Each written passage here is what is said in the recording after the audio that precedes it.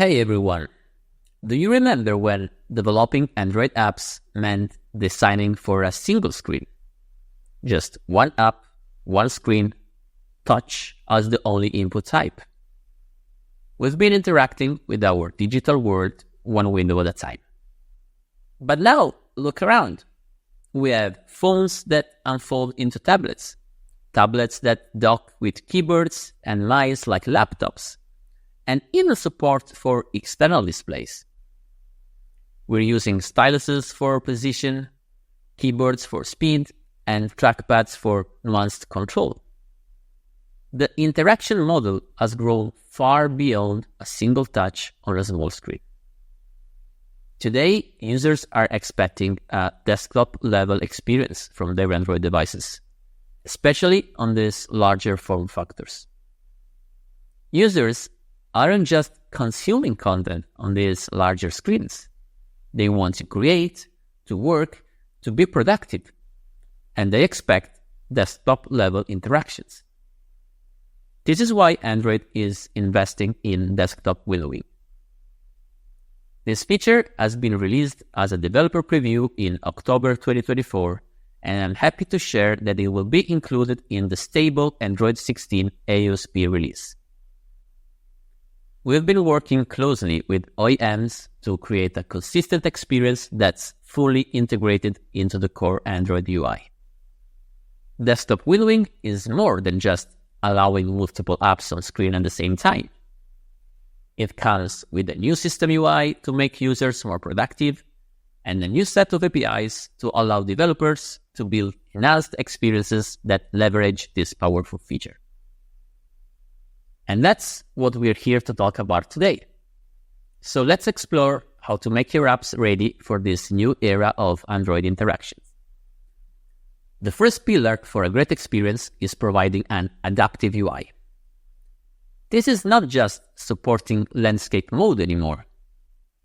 Your app can live in a window of almost any size and aspect ratio chosen by the user. Even if the tablet has a bigger display, that doesn't mean that the app will live in a bigger window. In desktop windowing, the minimum window size is 386 per 352 dp, which is smaller than most phones. And this fundamentally changes how we need to think about UI. Because users are not just making small adjustments to the window, they can expand your app to fill a huge canvas. The question becomes, does your UI just stretch or does it adapt? Does it reflow intelligently, maybe revealing more panels? Can you offer more powerful features? A richer information display? How do you implement something like this? The foundation remains the same. Use the window size classes as inputs to your layout decisions. They give you essential context about the available space. Don't reinvent the wheel and leverage the supporting Jetpack libraries for test and optimize components. Get inspired by the canonical layouts to build the perfect experience for your use case. We have a bunch of updates for developers to support the implementation of adaptive UI. For more information, please check out the link in the description. But a great desktop experience is more than just looking good at any sides. It's about workflow and productivity. A key enabler here is to allow multiple instances of your app. Let's say your app can edit documents. You really want users to be able to open two documents at the same time on different windows, so they can reference one while editing the others. Or maybe they want to share content between the documents with drag and drop. There are essentially three ways to start an additional instance of your app: from a UI affordance of your own app, from the system UI, and this is new to desktop windowing with the drag and drop gesture. Let's see how to implement all of them. In order to support multi-instance, first of all, you need to define a launch mode for your activity that supports multiple instances. In this case, I picked single instance per task. This activity can only run as the root activity of the task, the first activity that created the task, and therefore there can only be one instance of this activity per task. Remember that a new task in desktop windowing will always result in a new window. You can now start multiple instances of your activity by adding those flags in the intent. When using the new task flag alone, if a task is already running for the activity you are now starting, then a new activity will not be started. Instead, the current task will simply be brought to the front of the screen with the state it was last in. If the flag is paired with flag activity multiple task, then it will skip the search for a matching task and unconditionally start a new task, which is required if you want to always open a separate window. The exact user experience depends on your custom UI. For example, Chrome provides the entry point from its contextual menu. Next, System UI. You can add this property in your manifest to tell the system launcher that your activity supports multiple instances. So users may be able to start another instance directly from the launcher, from the taskbar, or from other system UI components. One example is the new window menu that pops up from the top app handle, which is shown only if that property is set. That gives users a hint that the app supports multi-instance. This is already great, but there is an even more natural way to start another instance. Look at how Chrome starts a new instance by dragging a tab out of the app window. We can implement that by leveraging the drag-and-drop API from the Compose Foundation library. The important parts are the two flags that customize drag-and-drop behavior. Drag flag global same application indicates that a drag operation can cross window boundaries for multiple instances of the same application.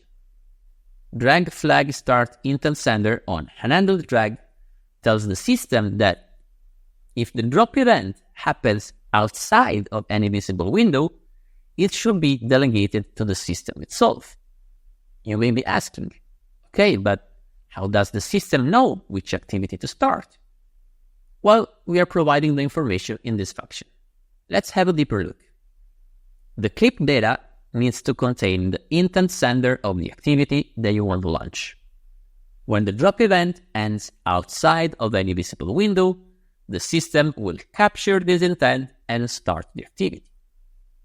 Now I want to check if you were paying close attention and noticed something interesting about the Chrome UI. Yes, Chrome is using a custom app header bar. We already saw how all the apps in desktop windowing have this header, which is reported as a caption bar type of inset. It's important to account for this when drawing content edge to edge, but you can do more. In particular, Chrome is optimizing the use of space by drawing the tabs directly in the header bar. Apps can use this new appearance type to make the header bar transparent to allow custom content inside the header bar. If an app uses this API, the system automatically hides the app's name from the bar to leave more space for the custom content. Let's see an example. Look how we are rendering the content only if the caption bar is visible, and how we draw a row that has the same dimensions of the header bar. Then we can add our tabs within it, but we need to avoid overlapping the system components, like the app logo and the window controls. Calculating the right padding requires measuring the caption bar and subtracting the areas reserved for system components. You can learn more about it at the link in the description.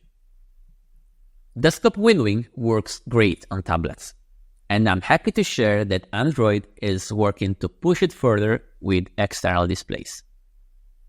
Coming to the beta releases of 25Q3 as a developer preview, the desktop windowing experience will be enabled on compatible devices when connected to an external display.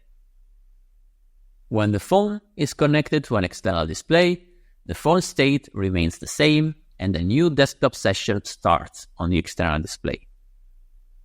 The phone and the external display operate independently, and apps are specific to the display on which they are running. When a desktop windowing-enabled device, like a tablet, is connected to an external monitor, the desktop session is extended across both displays. They then function as one continuous system, allowing windows, content, and the cursor to move freely between the two displays. Let's talk about some best practices to ensure a smooth and high-quality user experience. First, do not assume the display object will remain constant. When a user connects or disconnects an external monitor, or even moves your app window between displays, the underlying display object associated with your app's context or window can change. Its properties like size, resolution, refresh rate, and density can all be different.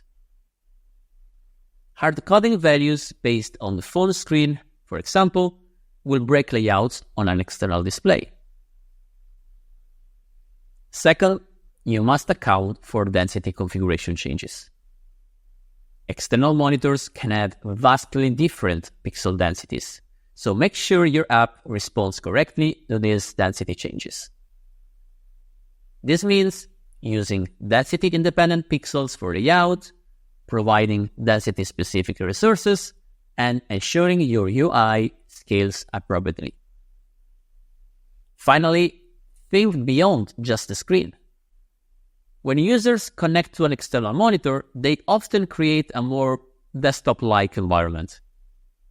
This frequently involves using external keyboards, mice, trackpads, webcams, microphones, and speakers. So ensure your app works seamlessly with these peripherals. Handle keyboard shortcuts, mouse pointer interactions, correctly support external cameras or microphones, and respect audio output routing. So, what's the next step?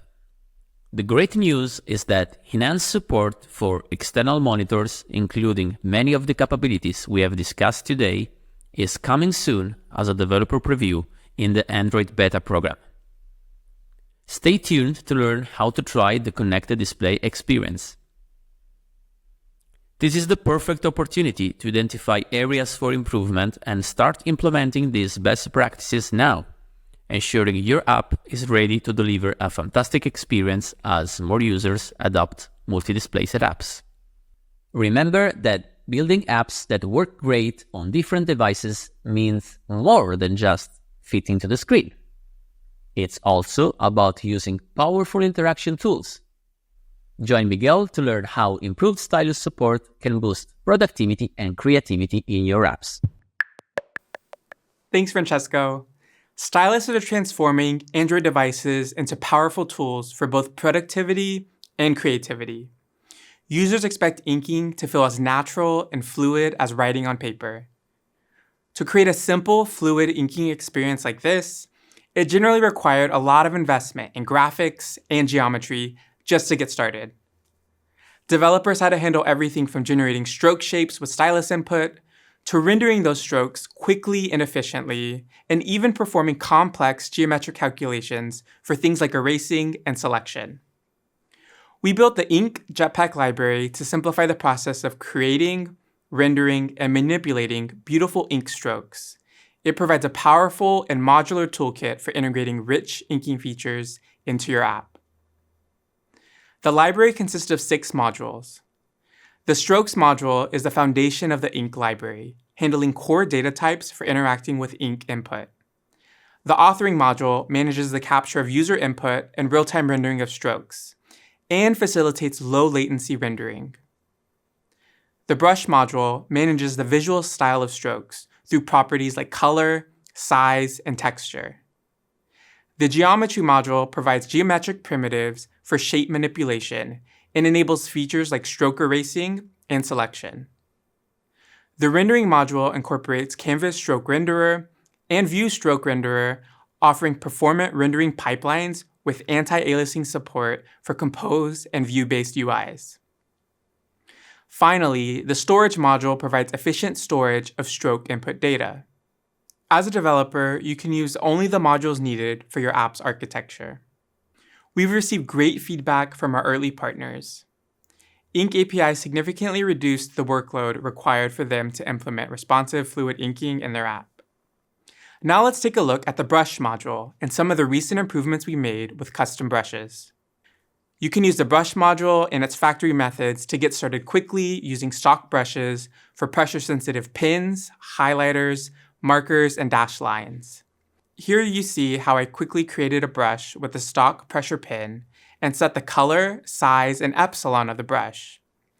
We now have added support for customized brushes with new experimental APIs, which let you unleash your creativity to implement fun, expressive brushes, or just match your existing set of brushes.